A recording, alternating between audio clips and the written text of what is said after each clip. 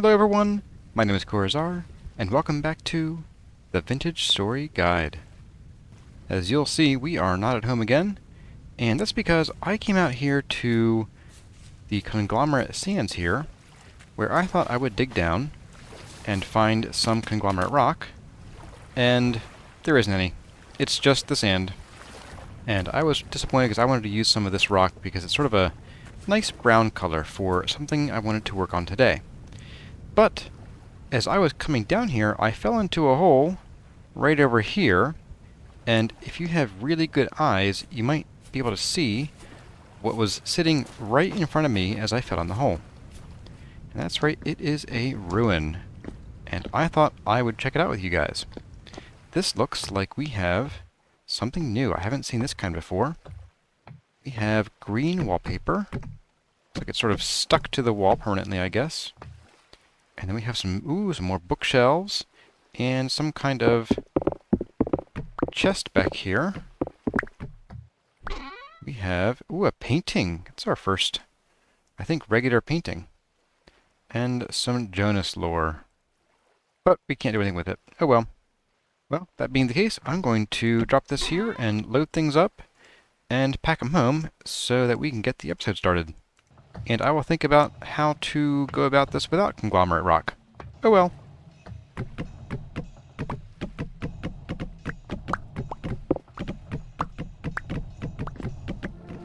And we are home, just like that. And before we get started here, I wanted to note a couple things. One is that due to a suggestion in a comment, I went and found a windscreen that is compatible with my microphone boom. It's a kind of funny shape and it's a little larger, so I couldn't use like a standard lapel windscreen on it. But hopefully that should mean that my plosive sounds, my P's, my T's, my K's, hopefully shouldn't blow out your eardrums quite so much anymore. We'll see, but let me know how it goes. The second is that we have a picture to hang, and I think I know just where I want to hang it. I think this would go well in our room right there, over our bed, sort of. Not quite, close enough. Starting to get some decorations going on in our room. And yes, I'm still thinking about doing a little sort of dresser over here and maybe like a... maybe like a lantern here or something? A lamp? We'll see. However, that is not the focus of today's episode. Today, we are going to be finishing up the foundry. We're going to put the wall around it, we're going to decorate the yard, and we are going to finish out the interior. And I was going to be using some conglomerate for certain parts of it, but I couldn't find any conglomerate, so I did some experimentation in a creative world and decided that sandstone would be the way to go. So that's what we'll do. I'm going to get things ready, and I'll meet you over at the foundry when I'm ready. Oh, and the second thing I wanted to cover before we get started is that our redwood did grow, and kind of as the World Tour episode foretold, we have a really dinky little tree. I mean, this is... Is this even smaller than that episode? Anyway, that won't be a project for this episode. I think I will just go and chop that down between episodes and plant a new seed, I guess, and then wait 40 days. Oh. Oh, by the way, it is apocalyptic, so... Yep, get ready for that. So here we have in our chesty chest, we have a bunch of materials that I plan on using for the walls, at least. I haven't brought the materials out for the interior yet, because I do want to tear out that ugly, hideous floor first, and also the box is full, so there we have it. Anyway, what I want to do is, I was thinking it would be cool to have walls with firelight stone blocks, and I'll get that top one on there later, and then have sandstone cobble, although I was going to do conglomerate, set into the ground a bit. Like that, with some dry stone wall on top. And then, on top of that, I could put some of these guys like so. And this would be repeated starting about there. So we'll have this sort of nice bright splash of color that leads into a bigger splash of color here. But my plan is to have trees between here and the foundry. That way you'll sort of get the taste of orange or yellowy, and then when you get inside, it is definitely a much deeper orange. Oh, and I need to refire these guys. As for the rest of this interior, I think I want to stick with the plan from last time, which is I'm going to have some sort of walkways, like catwalks up here. And I'll probably sort of reuse the slate grating that we did in the forge over there in the ceiling and sort of use that as the walkway right up at that level. And then I'll carve some new stairs, sort of using the same kind of design as the slate walkways. And then in here, I want to have something else. I'm thinking like some kind of, again, a catwalk across here, but then maybe like over here or over there, have like a cauldron, or sorry, a crucible on like a track in the ceiling, maybe like running from, I don't know, across there to over there, and then have a couple of the coffins in the ground waiting for molten steel, which isn't actually a thing, unfortunately. And that will then be the interior. So, yeah, let's get this done. Hey everyone, it's that time again. It's time for me to answer some 20 questions while I work on laying blocks, planting trees, and chiseling all the things in the background. Big thanks to everyone who submitted a question, and if you want to submit one to be answered in a video like this, all you have to do is drop it in a comment with the hashtag 20questions. Without further ado, and in no particular order, let's get started. Our first question is from Winter Fox. What new feature shown off from the recent update are you most excited about? Bearing in mind that 1.17 is a relatively feature-light release that's more focused on improving existing systems, as well as the game engine itself, I'm actually quite excited for the new gazelles and the bears. Vintage Stories' animal diversity is currently rather low, especially in areas outside the temperate zones of the world, so any new additions to animals are welcome indeed. Oh, and the fish are neat too. I'll be interested to find out what we can do with them when they become interactable. Our next question is from Silver Fox Gaming. Do you plan on traveling far enough north or south to reach the pole or equator respectively in this playthrough, if you find the right translocators to help? I don't currently have any plans to venture north. At present, there are very few features exclusive to the far north. The only ones I can think of are polar bears and the aurora borealis. We did find the perfect chain of translocators, so maybe at some point we can go take a look-see, but aside from that, there really isn't anything up there. The north doesn't really hold anything of interest at the present time. If we want to experience the north, we can experience 99.9% of it just by living through winter in the estate. However, I am looking forward to seeing what new features may come out that could improve that situation. I would love to have some kind of in-game motivation to venture to the far north. South is a different story. 1.15 and 1.16 made vast improvements and added tons of features to the south, which already had a lot of unique features to begin with. There are tree types that we have not seen yet, as well as decorative plants, crops, bamboo, and soon, gazelles. I can say with some confidence that we will be venturing south at some point, though I may not go as far as the equator. It's about 50 kilometers away, which would be about a week's time playing just to walk there. Once you get past the 15 or 20 kilometer south mark, you also don't start seeing anything new and actually start seeing fewer features again. If Inigo Studios provides a reason to venture that far, then sure. Otherwise, I'll probably keep it to 25 kilometers south of our home or less. I personally think that 19 or 20 kilometers is probably the best place to be. You can find places to build homes that are green all year round, and never have to worry about your crops dying of heat or cold. Our next question is from Stuffin' Things. Do you ever plan on resetting this world, or will this turn out to be a multi-year project? It definitely feels like it has some long-lasting potential. I don't want to say too much at the risk of overpromising or spoiling future content, but at the same time, my feeling is that this world will continue for a good long while. We're already 6 months in, and I have enough vague unwritten plans to last for at least another 6 months.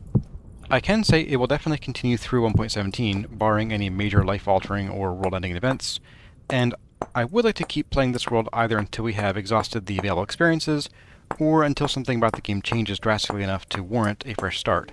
That would be something like a major overhaul to land generation, major changes to systems available in the early to mid-game, and stuff like that. Our next question is from Ravens Fair, our first repeat offender. Since you have the teleporter that goes down to the south, do you have any plans to build a vacation home over in the warmer climate? I would love to see what you do with a tropical or savanna-themed build. Well, again, I don't want to spoil anything, but I did see some posts on the official Vintage Story Discord a while back that gave me some serious inspiration. I will say that a southerly adventure and settlement are definitely in the cards. I don't want to say too much more than that, except that I do want to do it much farther south than our translocator will take us. Again, I'd like to go somewhere between 15 and 20 kilometers south from 00. Someone else mentioned setting up camp in the Redwood Forest south of the TL's exit point, but areas of natural redwood forest have the misfortune to have near constant rainfall, which could get annoying really quickly. I may build some kind of forward operating base there if we can find resources or other reasons to do so, but I don't have any plans to build another big estate there. Farther south where it's always green? Now that's another story. Next we have a question from Gorfin Hoffman, another repeat offender. Do you have any theories about the game's story so far? Well, I already know enough about the game's lore to be dangerous from playing the game, reading the wiki, and trawling the Discord server, but I certainly don't know everything yet. My take on it is that it's time travel gone wrong. Whatever Jonas found in the Rust world led to some attempts to go back to a time when the rot didn't exist, but these attempts just exacerbated the problem by intertwining our world's space-time continuum with that of the Rust world, or more than they already were. We, the Seraphs, were once human. I think this is spelled out in the game's lore somewhere, and everything, including our ability to respawn after death, is part of the game's lore. So maybe we as Seraphs were designed and created by the people of the old world to travel through time in order to find a stable place to live, or to attempt to fix the timeline. So basically we're either stuck in the Terminator series or maybe Steins Gate. Our next question is from Aki Amini. Are you planning on making a collection of the exotic foods on Vintage Story? I do! Sort of. This has been discussed tangentially already, but I've been working on some plans for a southerly journey that I think will be a lot of fun. That's still a little ways away, because I want to be sort of finished with all the projects and beautification of our home on Lupine Ridge before we embark on such a long quest. That isn't to say I wouldn't bring back some of those materials for upgrades to Lupine Ridge, but given that we don't have any direct translocator routes to the Deep South yet, traveling back and forth right now would be a matter of several real-life hours of play. So we will probably need to put down some roots in a desert or jungle and stay a while. Our next question is a bonus question from Janos Brutio, and I say it's a bonus because he didn't actually add the 20 questions tag, but I asked him and he was generous enough to add it to the list. His question was, "Been meaning to ask you for a while, good sir. What's the character on your profile pic?" So, someone found me out. I'm guilty. You'll notice that if you look at my channel, that it and my profile are called Kurazar. That icon, that avatar, is not Kurazar. Kurazar was a D&D character I played a long time ago. I'm talking like 15 years ago. And his origins as a character in my head are from well before that. Long story. Anyway, as a good D&D nerd and amateur dabbler in art, I did some artwork of the character because, hey, it's fun and helps with immersion. Fast forward a double fistful of years. I was setting up my channel and updating things like my Steam and Discord avatars. I didn't like the quality of options I had for Kurazar. I had grown somewhat artistically, and my old works weren't up to snuff. But I did have a drawing of another D&D character I played a few years after Kurazar, named Kair. It was good enough quality to turn into an avatar. So I did. And now, my entire existence is a lie. I've been meaning to pry my hand away from the keyboard long enough to do some new art of Kurazar, but I just haven't had the time to start a project like that, and I am not the fastest artist out there. Our next two questions are from TJ, who was also a repeat offender, so that's his third offense. Off to jail for you. Just kidding. First question from TJ is, what are your thoughts on gardening and pottery in real life? And I'll answer those sort of separately. Gardening is one of those things that I hate thinking about doing, hate getting ready for, and hate cleaning up from. But while I'm actually digging in the dirt and planting or trimming and whatnot, it's great. I love it.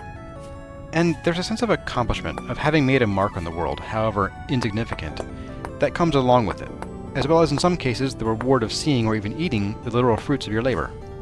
Pottery, on the other hand, is something I have always been awful at. I still have a few pieces I made in grade school up through the end of high school, and none of them is flattering. It's one of those things where I understand the technical bits. How to make your clay not explode in the kiln, how to extrude pieces, how to weld clay parts together. It just always turns out ugly. And while I'm otherwise not half bad at painting for an amateur, I've never gotten the hang of glaze either. It also doesn't help that I don't really like getting messy. TJ's second question is, what is your most favorite Dungeons & Dragons character you've ever played?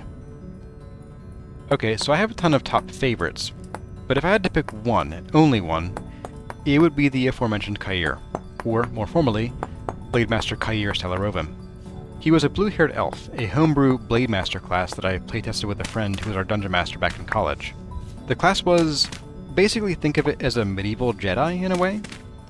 They can condense their spirit into a glassy sword that they can summon from thin air, create protective auras, heal others with a touch, and breathe fire. I played him for about a year and a half, from levels 1 to 21. His career was marked with many failures, but his resolve and his friendships carried him when the world seemed to be stacked against him. And, ultimately, he retired as a demigod, in a city he and his loved ones built together. He was a favorite character because playing him in that game really tested my limits as a role player, playing a lawful good character in a world that was anything but. Well everyone, that is all of the 20 questions that were submitted between the last segment and this one. And again, I want to thank everyone who submitted a question, and to anyone who has or has not submitted a question, there are no limits on who can and how many you can submit. But if you want to submit one, all you have to do again is drop it in a comment with the hashtag 20questions. And now, it looks like we're about to wrap up the detail work. Okay everyone, it has been about an in-game month. I've been at it for about 2 days straight here in the real world. And we finally have the exterior and the interior of our little foundry here.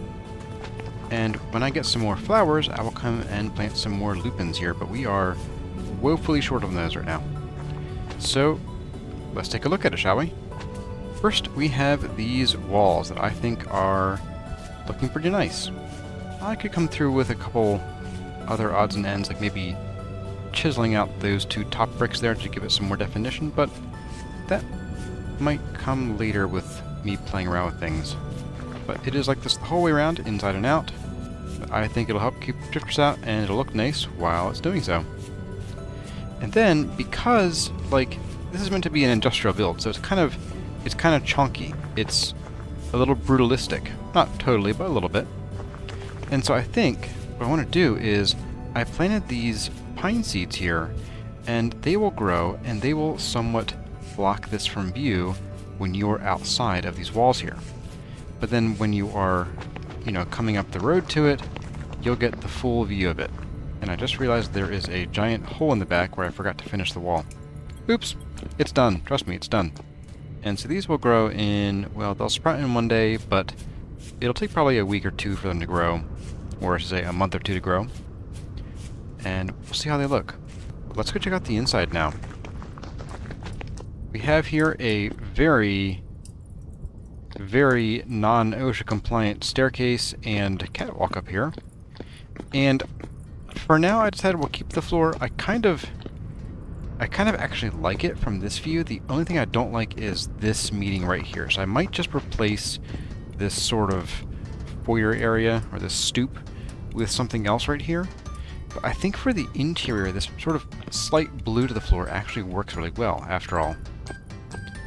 But I came in here with this, and you may have seen during the video if I kept it, but I accidentally chiseled this block right here while I was working on these, and that made this furnace stop working for a few seconds while I panicked and went out and grabbed a fresh brick to throw in there. So, yep, proof that it doesn't actually work when it's chiseled. I nabbed the overhead grating from the forge to make this sort of catwalk, and then I copied the design somewhat of the sort of grating holes on the stairs.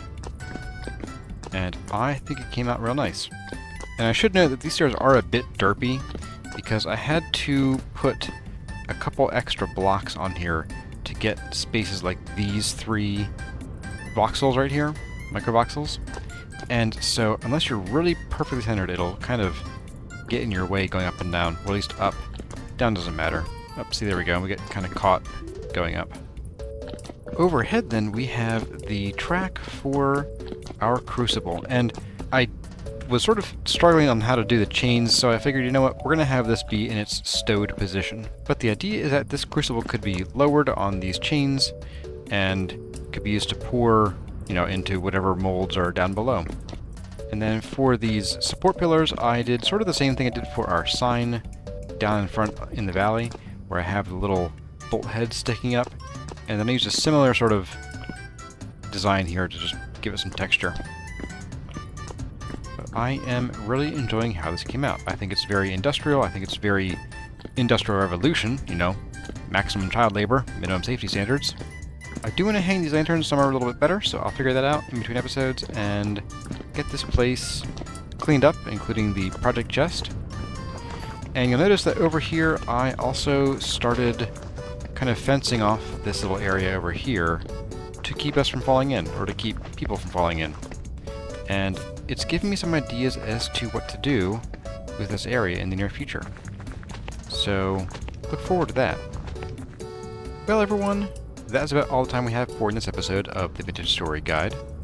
I hope you enjoyed the decoration and the chiseling of the foundry, and I hope you enjoyed the 20 questions that were answered during it. Since spring has finally sprung, we will have access to more fruit now, and I would kind of like to get into distilling. Now that may not happen in the next episode, but look forward to that happening soon. It depends on how much fruit we get and when. If you have any questions like me to answer AMA style in a video, just like this one, put them in the comments with the hashtag 20questions.